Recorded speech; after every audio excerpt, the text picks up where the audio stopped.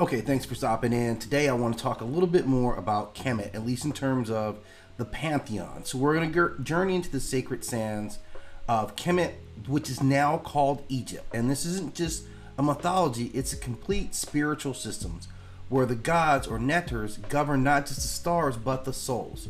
So let's explore the Pantheon, their role as guardians of the cosmic balance, masters of the afterlife, and architects of divine magic. And at the heart of the Kemetic view of the world is Ma'at, the principle of truth, justice, balance, and natural order. And these neters didn't just rule over humans, they maintained the balance of the universe, which included things such as life as preparation for the afterlife, death as transformation, not finality, justice, order, reciprocity, divine rulership rooted in wisdom and in sacrifice. Now, to the Kemetic people, life was a divine assignment. You lived to uphold Ma'at. Death was not the end, it was the next phase of existence. The soul or Ba would leave the body and undergo judgment in the halls of the two truths. Their heart was weighed against the feather of Ma'at, and if your heart was heavy with sin, it was devoured by Amet, the soul eater. If your heart was light, you passed to the field of reeds, a paradise mirroring life, but perfected. There was no eternal damnation, only obliteration for those who violated divine law without remorse. At the heart of this pantheon stands a cosmic trinity. Ra, the sun god, the creator, who sails across the sky by day and battles chaos in the underworld at night. Also Ausar, called Osiris, who is the lord of the dead and the green god of rebirth. His death and resurrection become the blueprint for eternal life. And Auset, who is the high priestess of magic, the healer and divine mother. Her knowledge and resilience brought her husband Ausar back from the dead and birthed the future king. And leadership in the Kemetic Pantheon isn't based just on domination, it's based on knowledge, sacrifice, and divine right earned through trial. And of course, they have some very powerful deities that represent some of the most notable concepts in the belief system. We talk about Jehudi or Thoth, who is a god of writing, wisdom, and cosmic order. He is the divine scribe who recorded the fate of all souls. There is also, of course, Hathor, who plays multitude of roles, including representing beauty, love, music, which is a powerful vibration tool, but also being the birth to another deity we'll talk about, which will be Sekhmet. There is Heru, called Horus, who is a sky god and warrior king, the son of Auset and Ausar. His epic battle against Set symbolizes the eternal fight for justice. Then, of course, there is Set himself, who represents chaos, the storms, and the desert, a complex figure who is both a protector and a destroyer. Then Anpu, or Anubis, who is the guardian of the dead, embalmer of the kings, guide of souls through judgment with a heart weighed against a feather. Then Sekhmet, the other version of Hathor, the lion-headed goddess of fire and healing. She unleashes plagues, but also restores balance. Now, in terms of morality and punishment, morality in Kemet wasn't an abstract. It was a lived code of ethics. There is the 42 negative confessions, which are recited during judgment, and they serve as a spiritual checklist. I have not stolen, I have not murdered, I have not polluted waters.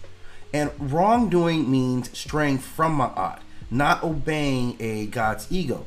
Punishment was about spiritual imbalance, karmic backlash, or a loss of your soul's immortality.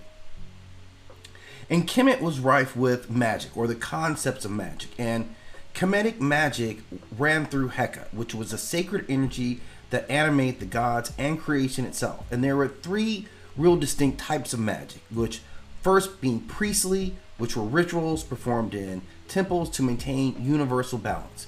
There was folk magic, which is everyday protection, healing, fertility spells, amulets. Then divine magic, which was secret knowledge passed from gods to select initiates. And Auset, called Isis, was the queen of divine magic. Jehudi or Thoth was the record keeper and the cosmic coder. Heka was not sorcery, it was a divine word spoken into action.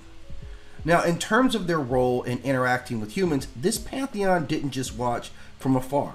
They walked among humans, they taught agriculture, writing, medicine, and governments. The Nasuts, or pharaohs as they were called, were seen as living gods, intermediaries between heaven and earth. And temples weren't just worship centers, they were energy hubs that connected the mortal and divine worlds. Priests, scribes, and mystics would invoke the gods through ritual, music, incense, and sacred geometry.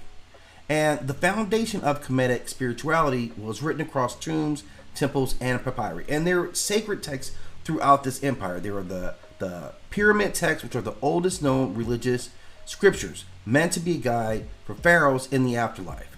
The coffin texts were more accessible, and they were used by nobles and priests. The Book of the Dead is a collection of spells, confessions, and rituals to help the soul navigate the afterlife. There are other instructional texts that discuss moral and ethic guides.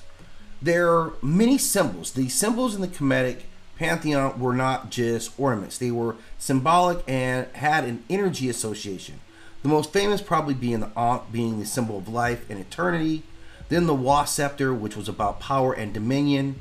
The Djed pillar, which represented stability and resurrection. The scarab beetles, which represented transformation and rebirth. The Uriah serpent, which was protection and royal authority. The canopic jars, which were used to store organs for the afterlife. And then, of course, the temples were built in harmonic alignment with the stars and the power lines of the world. They weren't just objects, they were tools to bridge Earth and the spirit world. The most important thing to remember about the Kemetic Pantheon is that it was not erased. It was appropriated, renamed, and hidden. The symbols live in the modern religion, architecture, science, and secret societies.